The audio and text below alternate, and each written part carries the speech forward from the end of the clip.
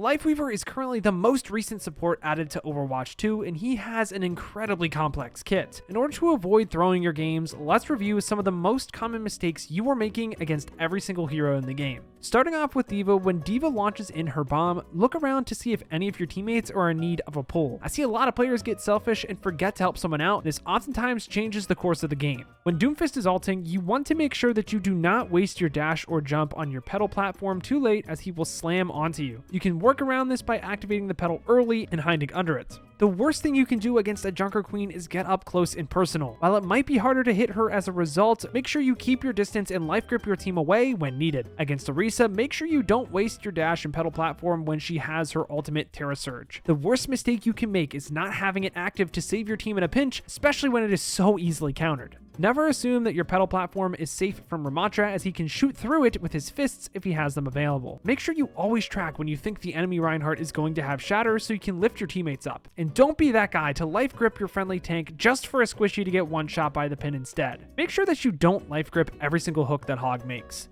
Make an assessment of whether or not it was a good hook first. If your Rein gets hooked in but is about to get nanoed, this is an opportunity for your team. Same goes for if it is a Reaper. If it is your friendly support, that obviously might change quite a bit though. While there are a whole lot of cool things you can do to counter Sigma, don't forget that breaking his shield can make him extremely vulnerable. Just make sure you do it from a safe position, because your hitbox is so big and hit scans are commonly picked alongside Sigma. Against Winston, don't forget to constantly preemptively place your flower petals, as it is quite frankly the only way you'll be able to consistently survive against him. The same goes for Wreckingball, except you can jump on your petals to attempt to avoid his slam damage, increasing your odds of survival. Your pedal platform usage will be much more calculated against the Zarya, however, where you will want to make sure you don't throw it around when she has Graviton Surge, as it will allow your team a hasty escape if you use your pedal platform effectively. Starting off with the DPS though, the big thing you want to avoid against Ashe is peeking her and trying to take her in ranged duels. Remember how big your hitbox is? It is burger easy to hit. Against Bastion's ultimate, make sure you don't pedal platform up. It causes the bolt to fall faster, killing you much more quickly. Make sure you don't leave any of your pedal platforms to lie around everywhere, as an enemy Cassidy might pick up on this and utilize it for an aggressive high noon. Playing against an Echo is pretty basic, but make sure you don't pedal platform up to her and allow her to get free stickies on you. Instead, when playing with a friendly Echo, keep her flight cooldown in mind and try to burst heal her as she takes more duels. The same thing goes for Genji. However, against a Genji that has Blade, make sure you do preemptively place a pedal platform before the fight starts, and don't waste your dash early. This allows you to completely counter his Blade instead of getting diced up quickly. When Hanzo has his Dragon, make sure to keep your abilities online to react and possibly save your team. Just don't be that one guy to life grip a teammate into a Dragon. Don't be afraid of Junkrat and let him free reign on your team. When he is mid-reload or an opportunity presents himself when he's using his tire, you can do a substantial amount of damage to take him out quickly. Make sure you wait for Mei to use her Ice Wall before you throw down pedal platforms. This will allow you to help whomever gets cut off from your team in a pinch. Never use your platform to get closer to a Pharah unless she is extremely low. The platform allows for her to get easy splash damage on you, and we won't even talk about Barrage. When Reaper has his ultimate, you can lift him up to essentially negate it. Make sure, however, that you don't get too close and die before you do get to negate it, however. Just like Cassidy, make sure that you don't leave platforms around for a soldier to just use for quick angles. Sojourn, on the other hand, is one of the only DPS that you don't have to be too scared of. Obviously, make sure you don't play in the open, as you are easy to hit, but understand that you can counter her if she uses her slide on you too early.